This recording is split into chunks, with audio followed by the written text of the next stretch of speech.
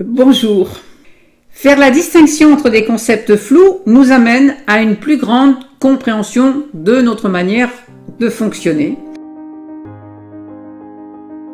Veux-tu comprendre comment et surtout pourquoi donc dissoudre des croyances qui te pourrissent éventuellement la vie? Bon, alors suis-moi et dis-moi ce que tu en penses en commentaire. Donc certains mots signifiant des concepts abstraits sont appréhendés de manière confuse et ils sont même parfois confondus entre eux. Et ça, c'est le cas par exemple de la croyance qui est souvent confondue avec la foi. Et en plus, le plus souvent, ces deux mots sont même associés à tort à quelque chose de religieux au sens conventionnel. Nous vivons notre histoire en fonction des mots qu'on utilise, bien sûr, et de la compréhension que l'on en a. Quand quelque chose est mal pensé, il est mal vécu. Et quand quelque chose même est impensable, il est impossible. Donc, suis-moi dans le monde de tout possible.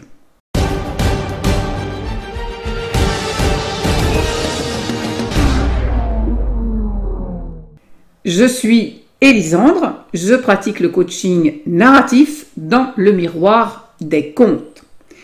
Donc, si tu n'en peux plus de ne pas vivre la vie qui te ferait vibrer de joie et d'amour, eh bien, je te propose de réfléchir ta vérité dans le miroir des contes merveilleux pour donner une suite extraordinaire à ton histoire, vivre une vraie aventure héroïque. Bon, pour ce faire, tu trouves des renseignements sous la vidéo.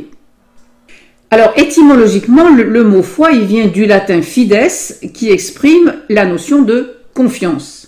Et les mots de la même famille sont fiancé, fidélité, se fier, confier, fiable, enfin des mots qui expriment l'assurance, l'engagement sur l'honneur, l'alliance. Puis il y a aussi à l'inverse des mots comme défiance, méfiance, etc. Croyance, lui, vient de credere, qui signifie croire, accorder du crédit, être d'avis que, et ça a donné des mots comme croyant, crédule, crédence, créance, crédit, etc. Croire a une connotation parfois naïve, comme dans croire au Père Noël. Donc commençons par la croyance. Eh bien la croyance vient d'une généralisation sur un sujet quelconque, et c'est une hypothèse à laquelle on s'accroche mentalement ensuite. Quand j'adopte une croyance, mon cerveau n'y revient pas dessus, et puis il s'y tient souvent longtemps, par économie en fait, par économie d'énergie. Alors on est souvent prisonnier de nos croyances parce qu'on est logique et cohérent avec celles-ci. Donc on les renforce, ce qui veut dire que quand on constate quelque chose, qu'on généralise, donc on en déduit une croyance et ensuite on la renforce en ne la questionnant plus.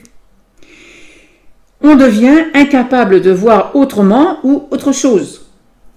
Mais plus on renforce ses croyances et plus on affaiblit son cœur devant l'inattendu, devant la nouveauté, le changement, l'incertitude. Alors, à quoi servent ces croyances? Eh bien, à nous rassurer sur le monde et à nous conditionner, ce qui a bien sûr un certain caractère confortable, mais jusqu'à un certain point. On peut dire que les croyances sont les limites de notre ego qui se protège donc dans un cadre de référence. Notre société, elle évolue dans le monde virtuel des croyances. Nous passons notre vie à nous conditionner de croyances dans le seul but de nous rassurer sur notre existence et puis la capacité de nous prolonger. La croyance, elle est intimement rattachée au mental qui a un besoin de se conforter dans son activité incessante. Ce mental inférieur, en fait, il est comme un enfant qui veut écouter toujours la même histoire parce qu'il en connaît les moindres détails, et puis ce contrôle, il est rassurant. Une croyance adoptée après par une population entière, elle finit par devenir une vérité absolue, car on ne se souvient même plus de son origine, sa cause, sa naissance nous est inconnue, et donc elle adopte un caractère absolu, cette croyance. Mais la croyance, elle est dogmatique et conditionnelle. Elle ne tient compte que d'une facette de la réalité, infime, que d'une bribe de la création. Et pourtant, elle en fait un tout. Et la science, d'ailleurs, elle est faite de croyances, ni plus ni moins. Elle généralise une observation, la prouve, entre guillemets, en la répétant, elle émet une hypothèse et elle en fait une vérité qui peut devenir même une pensée unique, interdisant toute alternative. Quelques années plus tard, ou siècles plus tard, la croyance, elle peut être remise en doute par un chercheur, un découvreur. Et généralement, le fait de changer de croyance, de changer de paradigme, ça ne se passe pas très bien, pas très facilement, puisque la croyance était devenue une vérité incontestable, indépassable même. Et alors, il y a même souvent des punitions, et parfois il y a eu des mises à mort à qui osait ébrécher une croyance. Et cela n'a pas guère changé. Alors, ceci est vrai au niveau personnel, mais et au niveau collectif. Un individu peut très bien saboter sa vie pour conserver des croyances sécuritaires. Voilà, donc croire est purement cérébral, et toute croyance est pourtant incorrecte dans l'univers quantique. Si j'apprends à douter de mes croyances, eh bien je sors de ma boîte, de ma prison, de mon enfermement, et je m'ouvre à des perspectives pour développer ma foi. Voilà, donc le doute est salutaire. Alors on dit que la démarche scientifique inclut le doute, mais moi ce que je vois le plus souvent, eh bien ce sont quand même des gens qui se disent scientifiques et souvent donc qui n'acceptent guère de remettre en question, de remettre en doute leurs croyances, devenant ainsi les chantres d'une sorte de religion scientiste.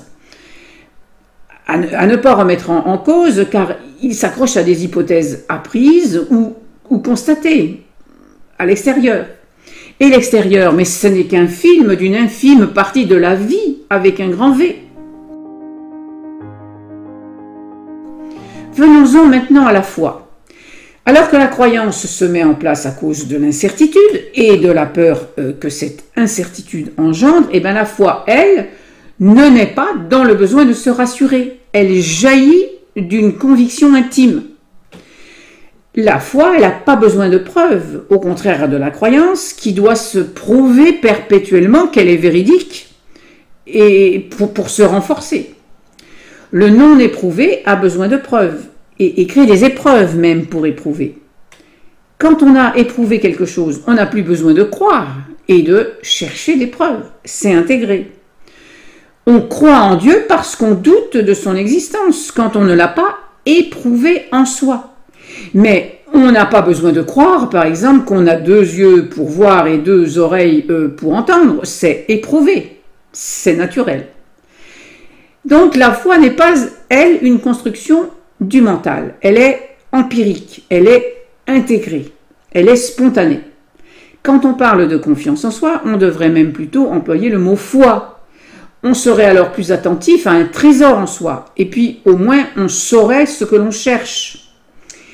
Mais notre société est devenue si superficielle et artificielle qu'on se contente de la couche visible du gratin et que c'est ainsi que la vie manque de goût et de substance.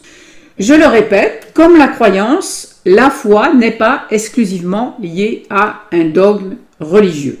Et pourtant, c'est ce qu'on croit aussi. Elle peut s'exprimer dans des registres très différents de nos vies si nous lui laissons la place, évidemment.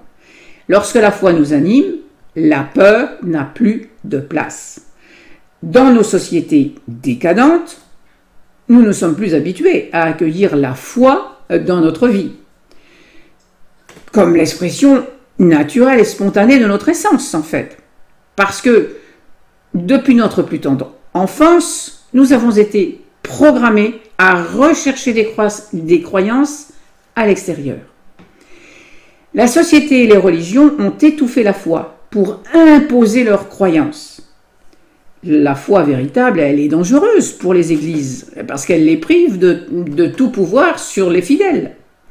Et la foi, elle est dangereuse aussi pour les gouvernements tyranniques car elle organise la résistance à l'oppression.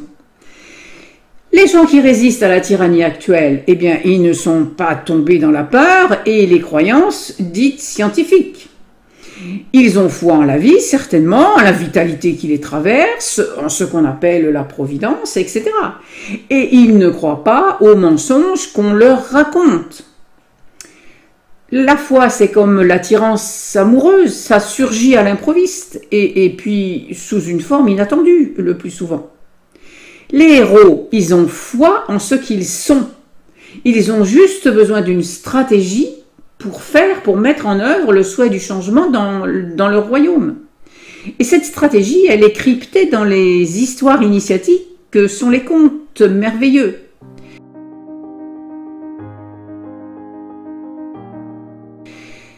Notre société coupe souvent les enfants de la foi naturelle pour leur imposer des croyances religieuses, pour certaines, mais aussi d'autres croyances, toutes sortes de croyances. On le voit d'ailleurs particulièrement aujourd'hui dans ce qu'on essaie d'inculquer aux enfants. On les programme à la peur de vivre, à la peur de respirer, à la peur de bouger, à la peur d'aimer. C'est absolument machiavélique. Moi, au catéchisme, on me disait qu'il fallait aller à la messe pour aller au paradis.